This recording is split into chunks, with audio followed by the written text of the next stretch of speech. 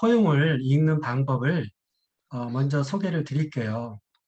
그래서 세 가지 관점에서 저는 이걸 읽는데, 첫째는 이 책이 어떤 개인의 도덕이나 개인의 경건 생활에 관한 책이라기보다는 사실 어떤 정치 윤리, 더 정확하게 말하면 정치 신학의 관점에서 저는 이 책을 읽습니다. 그리고 이 책이 이제 1부와 2부로 이렇게 구성이 되어 있는데, 1부를 읽을 때는 이제 공동체에 속한 나의 관점에서 일부를 읽어 나가고, 사실 2부는 이제 1부와는 좀 많이 달라지죠. 그래서 2부는 내가 속한 공동체의 관점에서 이 주제를 어떻게 읽고 해석해 나갈까. 저는 이제 그렇게 읽고 있습니다. 그래서 뭐 제가 읽는 방법이 정답은 아니고 그렇게 돼 각자 이제 편하신 대로 읽으시면 될 거고요. 그 이제 이 배경을 좀 잠깐 풀어보면 이 배제와 포용을 쓴 이 볼프는 20세기 지금 21세기인가요? 애들 현재 여전히 진행되는 폭력을 해결하는데 모더니즘도 무력하다. 그리고 포스트 모더니즘도 사실 무력하다라는 거죠. 그래서 모더니즘이나 포스트 모더니즘 모두 이 폭력을 해결할 능력을 상실했다라고 이제 생각을 하는 겁니다. 그리고 볼프는 그래서 현실적으로 작동하는 대안이 무엇이냐, 그것을 찾기 위해서 세 가지의 열쇠말을 중심으로 자신의 제안을 이렇게 풀어나가죠. 그래서 자, 그다음에 타자, 그리고 십자가, 세 가지 열쇠말을 중심으로 풀어나가는데, 이 자아를 아까 제가 공동체에 속한 나로 해석할 수도 있고, 또는 내가 속한 공동체라고 해석할 수도 있습니다. 타자 역시 마찬가지겠죠. 그리고 지난 시간에 우리가 1장을 이미 했죠. 제가 다시 반복할 필요는 없겠지만, 핵심만, 제 2장을 위해서 핵심만 다시 요약을 하자면, 제가 이해한 대로 제 1부 1장 거리 두기, 그다음 소속 되기가 있는데, 이거는 반드시 같이 진행되어야 한다는 거죠. 그래서 거리 두기와 소속 되기는 이어질 2장 배제와 3장 포용을 읽어내는 그 틀을 제시합니다. 즉 거리두기와 소속되기가 왜곡되거나 실패할 때는 배제로, 이 두 임무에 성공할 때는 포용으로 나아갈 수 있다고 제안을 하는 거죠. 자, 그 다음에 건너뛰겠습니다. 나머지 부분은. 그리고 이제 2장의 구성과 핵심 주제를 먼저 말씀을 드리면, 여기 이제 7가지 주제를 지금 이야기하고 있는데요. 첫 번째가 이제 포함, 영어로는 inclusion인데, 이 포함의 미심쩍은 승리, 라는 주제로 이 근대 문명, 모더니즘과 함께 등장한 진보 개념인 이 포함이라는 개념이 사실은 어두운 이면을 갖고 있고 그 이면에 바로 배제라는 악이 도사리고 있다라는 걸 이야기를 합니다. 두 번째 주제가 이제 구별, 배제 판단인데요. 여기에서는 그 배제하지 않는 판단이 중요하다라는 것을 설명하고 있고, 세 번째 자아와 그 중심에는 우리가 십자가를 중심에 놓아야 된다라는 것을 강조하고 있습니다. 네 번째 배제 구조와 원동력에서는 그 배제의 그 다양한 얼굴들, 그리고 그 민낯이 과연 무엇인가 라는 걸 이야기하고 있고요. 다섯 번째 주제가 이제 조작된 무죄함, 죄악의 현장은 분명히 있는데 죄인들은 안 보이는 거죠. 이 배제라는 악의 현장은 있는데 아무도 죄인은 없는 거예요. 이러한 상황을 우리가 어떻게 이해할 것인가에 관한 이야기를 하고 있고, 여섯 번째 주제는 그 배제의 힘, 이거를 파워라고 해석할 수도 있고, 아니면 인플루언스, 영향이라고 해석할 수도 있을 것 같아요. 그리고 배제 체제에 왜 우리가 저항하지 못하는가, 라는 걸 이야기하고, 마지막으로 이제 케이스 스터디, 그 사례로 창세기에서 가인이 아벨을 공격한 이야기를 그 현재 진행형인 배제하는 인간의 하나의 전형적인 그 이야기로 소개를 하고 있습니다. 그래서 일단 이제 내용을 보시면 아시겠지만 사실 여기에서 핵심되는 내용이라고 하면 제가 보기에는 그 4번과 5번이지 않을까 싶어요. 그래서 이 배제가 어떻게 가능하고, 그러니까 어떤 그 체제, 시스템 내에서 이 배제를 우리가 봐야 된다는 거하고, 배제가 이 어떻게 자신을 은밀하게 은폐하고 있는가, 그것을 집중해서 저는 좀 말을 할까 싶습니다. 자, 그리고 이제 그 1번 첫 번째 주제가 포함이라는 미심쩍은 또는 수상한 승리인데요.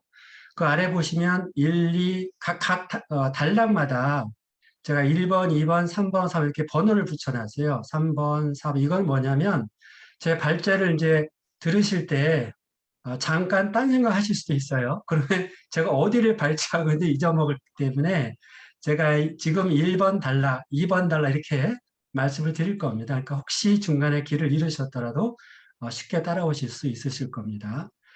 자, 그 지금부터는 제가 시간을 절약하기 위해서 존칭을 생략하고 읽어보겠습니다. 천천히. 1달러. 계급적 질서에 의해 지탱되던 봉건 체제가 무너지고 이성과 계몽의 시대가 도래하면서 사회는 기능적으로 분화되었다. 모든 사람은 교육, 직업, 정치적 의사 결정 등에 접근할 수 있는 평등한 권리를 지니게 되었다. 근대 민주주의 역사는 진보하며 끊임없이 확장하는 포함의 역사였다. 엘리트 계급만이 누리던 권리는 중산층, 노동자 남성, 그 다음에 여성, 그 다음에 인종적 소수자로 그 포함의 범위를 확대해 갔다. 2달러. 반면 근대성은 문명의 빛이라는 확산이라는 명분으로 비유럽의 타자, 아더스, 타자를 야만적으로 정복하고 식민화하고 노예로 삼았다. 이 가로 안의 숫자는 우리 번역된 한글 서적의 페이지 수입니다. 그걸 찾아보시면 되고요. 근대성이 말하는 문명의 빛은 성서가 말하는 생명, 진리의 빛이 아니었다는 거죠. 이거는 제 생각입니다. 유럽 문명의 확장으로서의 포함은 다른 한편 끈질긴 배제의 실행이었다. 근대성의 질서를 수용하지 않는 다른 질서는 용납되지 않았다. 3달러.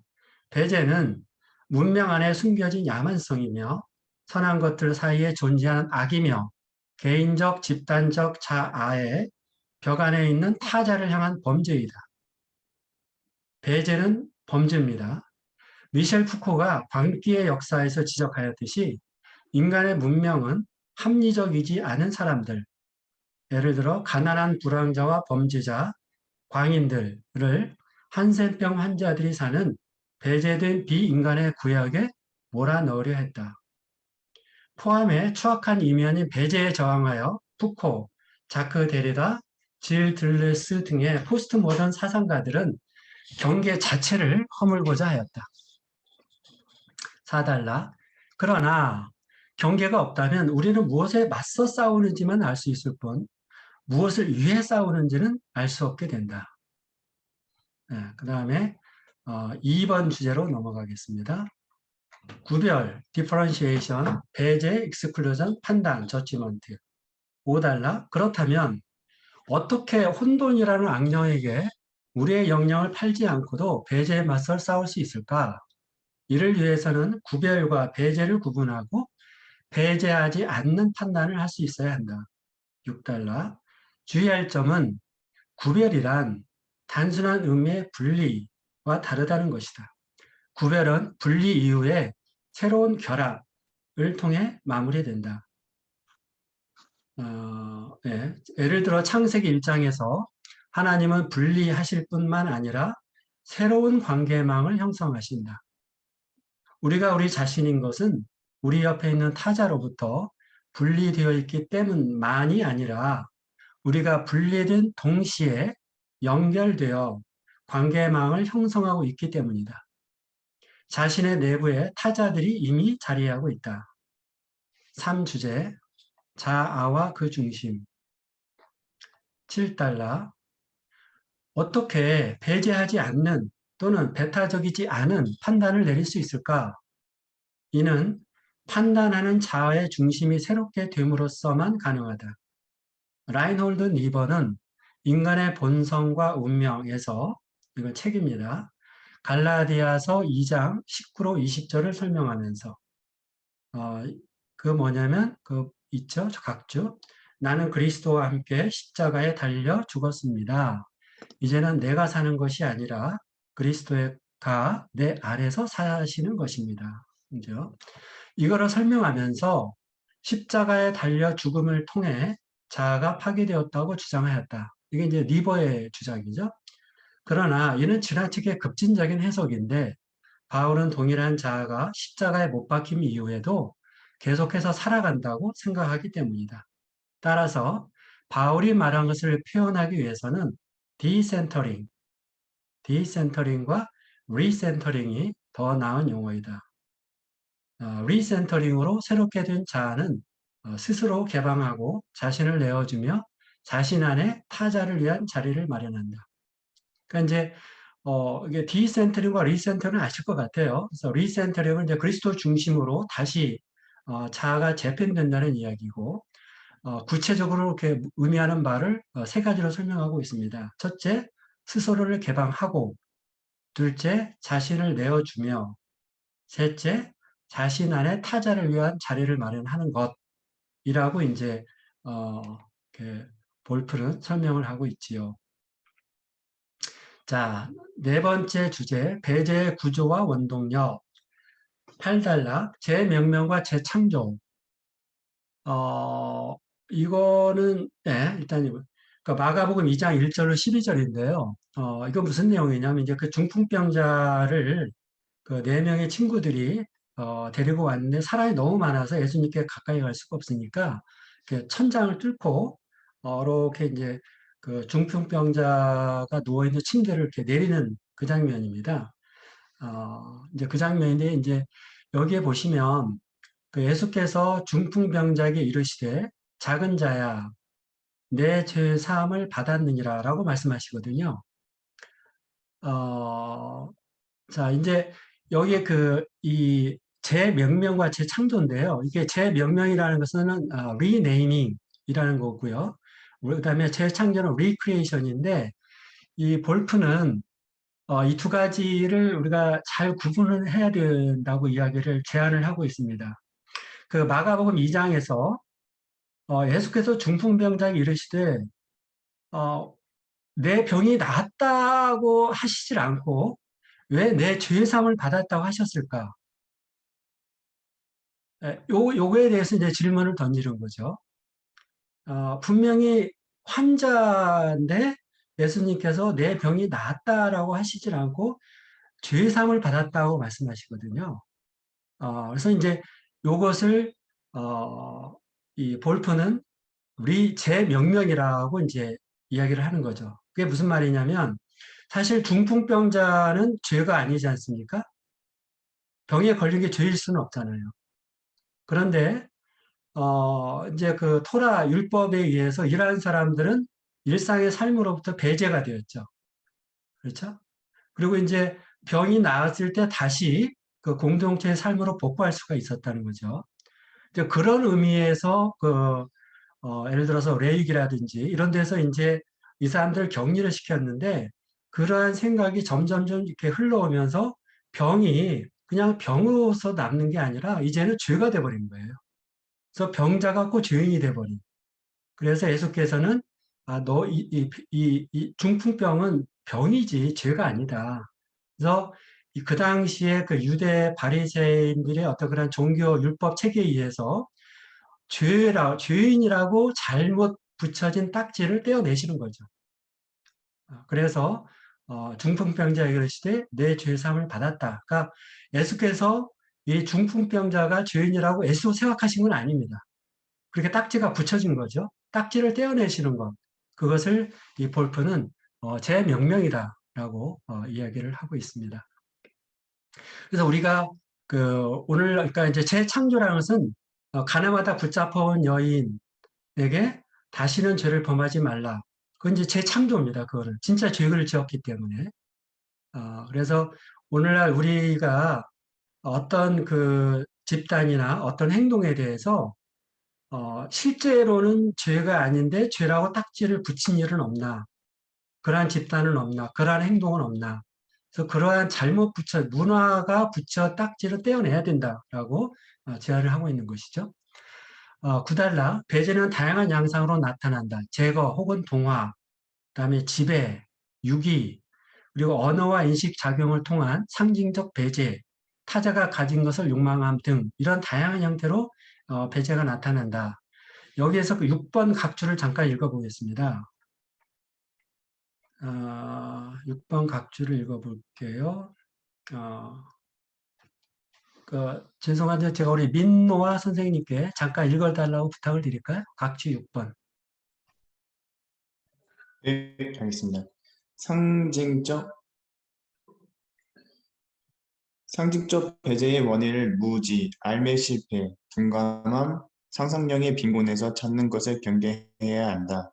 무리로서의 악은 그릇된 순진함을 지나치게 전제하며 헛된 희망을 조장한다. 기본적으로 이런 태도는 악을 행하는 사람들의 타락은 제대로 계몽하기만 하면 극복될 수 있다는 입장을 견지한다. 하지만 기독교 전통을 통해서나 경험을 통해서나 이런 경우가 극히 드물다는 것을 알 수 있다. 상식적 배제는 단순히 타자에 대한 무지가 아니라 타자에 대한 왜곡인 경우가 많다. 그것은 단지 알매시패가 아니라 고의적인 오해이다. 누군가 타자를 악마나 짐승처럼 취급하는 것은 잘 몰라서가 아니라 명백한 진실을 거부하고 자신의 이익에 이바지하는 것을 알기로 작심하기 때문이다. 이에 대한 반론으로 사람들이 왜곡을 진실로 착각하여 믿고 있을 뿐만이라는 결론은 결코 타당하지 않다.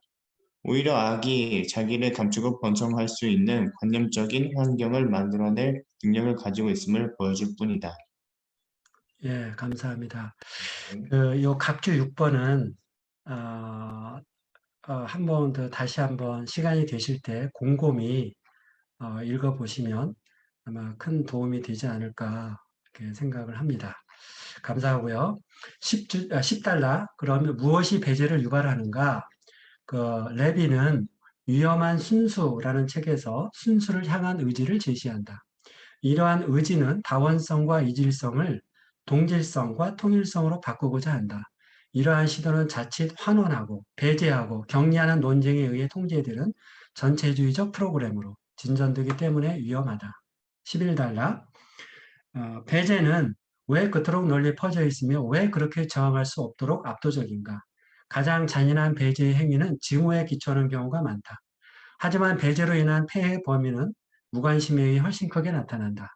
무관심을 초래하는 한 가지 이유는 자신과 타자 사이의 체제, 정치, 경제, 문화적 체제가 자리하기 때문이다. 만약 타자가 배제당하면 그것은 체제의 문제이다. 자신은 살아남아야 하기 때문에 그 체제에 참여하며 그 체제가 바뀌지 않기 때문에 그에 저항하지 않는다. 나는 눈을 돌려버린다. 5번째 주제, 조작된 무죄함. 12달러. 배제의 사건에는 가해자와 피해자, 강자와 약자가 있기 마련이다. 하지만 양측 모두 자신은 죄가 없음을 강변하며 스스로 그렇게 확신하기조차 한다. 가해자는 내가 한 짓이 아니다 라거나 그럴 수밖에 없었어 라고 항변하는 이중 전략을 사용한다. 또는 잘못을 부인하고 자기 행동을 도덕적으로 재해석함으로써 자신을 정당화한다. 13달러. 누군가의 눈은 틀림없이 그들을 지독하게 속이고 있다. 그러나 누구의 눈이란 말인가? 가해자의 눈인가? 희생자의 눈인가? 나 볼프는 양쪽 모두라고 주장하고 싶다. 그리고 그뿐 아니라 무리함을 조작하는 데 공모하는 제3자가 있다. 14달러. 가해자와 피해자는 다른 형태이긴 하지만 결국 죄의 덫에 걸려 있다. 따라서 실제적인 질문은 누구든 무죄할 수 없는 세상을 어떻게 치유할 것인가? 라고 묻는 것이다.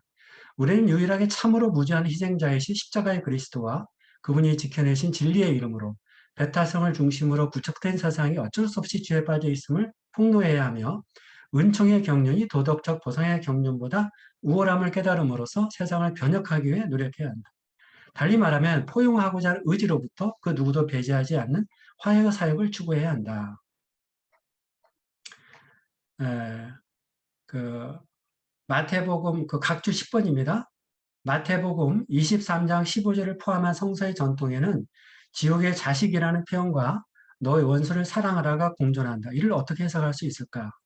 그렇다 토론 시간에 요 23장 15절을 같이 생각하면서 이따 토론을 하시면 도움이 되겠습니다. 여섯 번째 주제, 배제라는 악이 지닌 힘. 우리가 아니면 그들이기 때문에 선택의 여지가 없는 세상은 가해자들이 원하는 세상이다. 사실 그 누구도 선택의 여지가 있음을 부인할 수는 없다. 하지만 우리의 선택이 압력과 억압 아래에서 이루어진다는 것 역시 사실이다. 우리는 악을 택한다. 그러나 악 역시 우리를 택하며 그 끔찍한 힘을 우리에게 행사한다. 잔인한 침략자에 맞서 싸우는 사람들의 동기는 자기 방어와 정의이다. 그러나 타자 안에 있던 짐승이 이들 안에 있던 짐승을 경노하게 한다. 그러니까 가해자 안에 있던 짐승이 피해자 안에 있는 짐승을 경노하게 한다는 거죠. 짐승을 제어하던 도덕적 울타리가 무너지며 이 짐승은 복수에 나선다. 악에 저항하면서 그들은 악이 놓은 덫에 걸려든다. 16달러. 배제의 체제는 거짓 예언자들과 거짓 왕들, 그리고 이들을 축복하는 거짓 사제들에 의해 유지된다. 이러한 체제는 거짓된 영광 미래에 대한 강력한 희망을 제시한다. 17. 왜 우리는 배제의 체제가 우리의 의지를 함락하도록 내버려 두는 것일까? 그것은 정체성을 향한 욕망, 즉 자신이 되고자 하는 본능적 의지가 왜곡되었기 때문이다. 서로의 삶이 얽혀있는 다수의 행위자가 살고 있으며 재화, 리소스가 희소한 환경에서 한 사람의 자기 주장은 타자의 자기 주장과 충돌한다. 따라서 그 사람은 상대방에게 잠재적인 또는 실제적인 위협이 된다.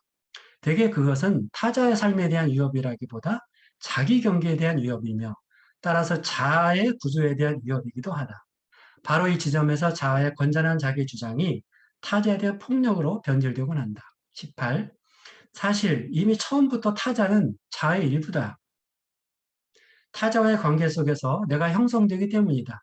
따라서 자신이 되고자 하는 의지가 건전한 것이 되려면 반드시 타자가 자아 안에 거하도록 허용해야 한다.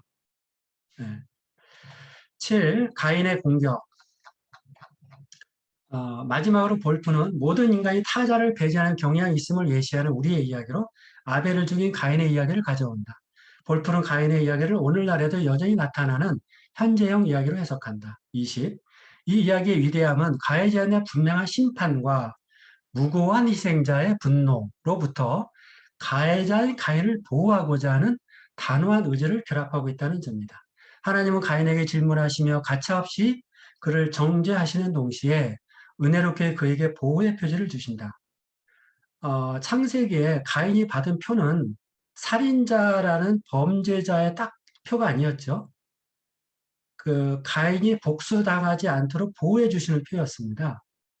범죄자라는 표가 아니었고 하나님은 가인 자신이 시작한 배제의 순환에 가인을 내어주지 않으신다. 21. 가인은 하나님도 자신도 바꾸기를 거부했기 때문에 하나님과 아벨을 자신의 삶에서 배제한다. 분노는 배제라는 사슬의 척골이다. 가인의 이야기를 통해 알 수 있는 것은 죄란 삶의 실패가 아니라 의지의 그릇된 방향 설정이며 그 자체로 대항하는 지식을 만들어낸다는 것이다. 아까 그 각주 10번하고 같이 엮어서 생각하시면 큰 도움이 되겠습니다. 22. 가인은 십자가에 달린 그분께로 이끌릴 것이며 그분은 그를 끊어 안으실 것이다. 십자가에 달리신 그분의 포옹이 가인의 시기와 증오, 죽이고자 하는 욕망을 치유하실까? 만약 가인이 자신을 끌어안으셨던 그분을 사랑하는 법을 배우지 못한다면 십자가에 달리신 그분의 포옹을 그를 치유할 수 없을 것이다. 이렇게 발제를 끝냈고요. 자, 이제 토론에 위한 그 그림을 두 장 보여드리겠습니다. 다음 그림은 배제와 포용의 영문판에 실린 표지 그림이다.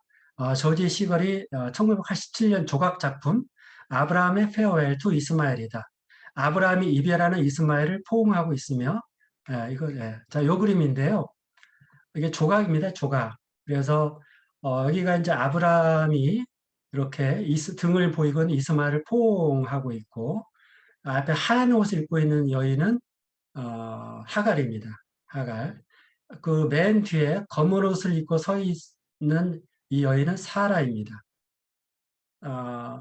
흥미롭죠? 사라는 검은 옷을 입고 있고 하갈은 흰 옷을 입고 있습니다. 그리고 하갈은 이 손을 보십시오. 이 오른손으로 이렇게 지금 어깨를 짚고 있고, 왼손으로는 이렇게 여기를 보시면, 이렇게 상당히 가볍게 되고 있는 게 아니라, 이렇게 막 쥐고 있습니다. 힘을 이렇게 주어서, 이렇게 자기 옆구리를 이렇게 확 움켜쥐고 있는, 그 표정이 좀 예사롭지가 않지요. 이렇게 이제 그렸고, 이 사라인데, 사라는 손을 이렇게 앞으로 다소곳이 좀 모으고 있는 모양이고요. 이 사라의 시선은 어디를 향하고 있을까요? 네. 자, 이게 이제 하나의 그림이고, 제가 또 하나 그림을 준비했는데, 이거는 그 유명한 렘브란트 그림이죠. 이제 그 돌아온 탕자입니다. 그래서 이제 그 아버지가 돌아온 탕자를 이렇게 두 손으로 이렇게 어, 포옹하고 있죠. 그리고 아들은 이렇게 아버지의 품 안에 이렇게 온전히 잠기고 있고, 여기가 이제 큰아들입니다. 큰아들이 아주 의관을 정지하고 무언가 무언가 불만스럽게 이렇게 쳐다보고 있지요. 그래서 이 두 장의 사진, 배제와 포용이 엇갈리는 두 장의 사진입니다. 여기는 믿음의 조상이라고 하는 아브라함의 가족에서 있었던 사건이고, 여기는 예수께서 하나님이 어떤 분이신지를 소개하면서 비유로 드신 장면입니다. 그리고 아까 제가 이 책은 그 공동체에 속한 내가 속한 공동체의 관점에서 정치 신학적으로 읽을 필요가 있다라고 말씀을 드렸는데, 이 아브라함이 어떤 사람이 이게 지금 어떤 장면이냐면, 여러분 아시겠지만 이제 사실 이 하갈이 두 번 쫓겨나지 않습니까? 두 번 쫓겨나죠. 한 번은 임신한 상태에서 쫓겨났었고, 그 다음에 다시 이제 이스마엘과 같이 두 번 쫓겨나지요. 근데 이때가 그 소돔과 고모라 사건이 있고 나서 쫓겨납니다. 두 번째 쫓겨날 때. 근데 소돔과 고모라 사건이 있었고, 이 아브라함은 사실은 이 가정의 아버지이기도 했지만, 사실은 족장이었고, 여러분 창세기에서 이미 잘 아시겠지만, 그 당시 소돔과 고모라를 중심으로 펼쳐졌던 그 왕들의 전쟁, 국제 전쟁에 개입함으로써 연합군의 승리에 결정적으로 기여했던 사람이었죠. 그리고 소돔과 고모라에 자기 조카 롯이 끌려갔을 때 자기의 사병을 끌고 가서 격파했던 사람입니다. 다시 말해서 이 아브라함은 한 가정의 아버지일 뿐만 아니라 족장이었고, 어떻게 보면 오늘날로 말하면 국제전쟁에 개입해서 그 승패를 좌우할 수 있는 막강한 군사력을 갖고 있었던 사람이라는 거죠. 그래서 아브라함의 위치를, 그런 위치를 잘 생각하면서 이거를 같이 좀 토론하시면 좋겠다 싶습니다. 시간이 많이 흘렀네요. 네, 죄송합니다. 여기까지입니다.